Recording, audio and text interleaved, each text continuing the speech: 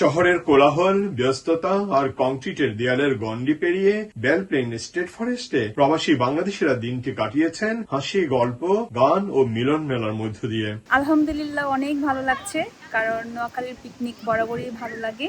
অনুকূল আবহাওয়ায় প্রবাসী বাংলাদেশি, তাদের পরিবার পরিজন ও কমিউনিটির বিশিষ্টজনেরা অংশ নেন এই বনভোজনে। সকালের নরম রোদ, দুপুরের উষ্ণতা আর বিকেলের স্নিগ্ধতায় দিনটি হয়ে ওঠে স্মরণীয়। তো নোয়াখালী সোসাইটি কর্তৃক আয়োজিত আজকের এই পিকনিক 2026, এই পিকনিকে আগত সব বাংলা ভাষাভাষী মানুষকে এই নোয়াখালী সোসাইটির পক্ষ থেকে সালাম, শুভেচ্ছা এবং অভিনন্দন। এই বনভোজনে বিভিন্ন আয়োজনের মধ্যে ছিল শিশু, পুরুষ ও নারীদের বিভিন্ন ধরনের খেলাধুলা। বনভোজনে বিভিন্ন ধরনের দেশীয় খাবারের আয়োজনও ছিল। দুপুরের খাবার শেষে শুরু হয় অংশগ্রহণকারীদের জন্য খেলাধুলা ও বিনোদনমূলক আয়োজন। নোয়াখালী পিকনিকে আসলাম, অনেক এনজয় করলাম, খুব ভালো লাগলো, খাওয়া দাওয়া অনেক ভালো হয়েছে।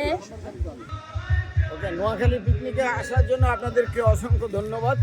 আপনারা আসাতে আমরা অনেক খুশি হলাম। ছোটদের দৌড় প্রতিযোগিতা থেকে শুরু করে নারীদের বালিশ খেলা, সব আয়োজনেই ছিল প্রাণের ছোঁয়া। বনভোজনের সার্বিক তত্ত্বাবধানে ছিলেন সংগঠনের ভারপ্রাপ্ত সভাপতি সিরাজুল হক, সাধারণ সম্পাদক সাইফুল ইসলাম সেলিম, কোষাধ্যক্ষ শামসুল আলম চৌধুরী ও আহ্বায়ক জহির ইসলাম সিন্টু।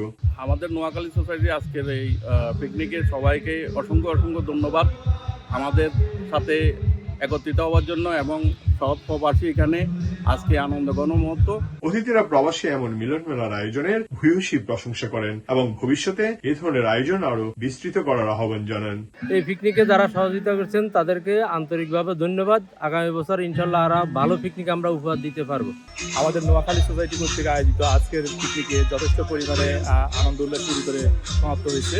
ইনশাল্লাহ প্রবাসী যারা আছে সবাই খুব আনন্দভাবে গ্রহণ করে নিচ্ছেন এবং সবাই খুব স্বাচ্ছন্দ্যভাবে খাওয়া দাওয়া কমপ্লিট করছে।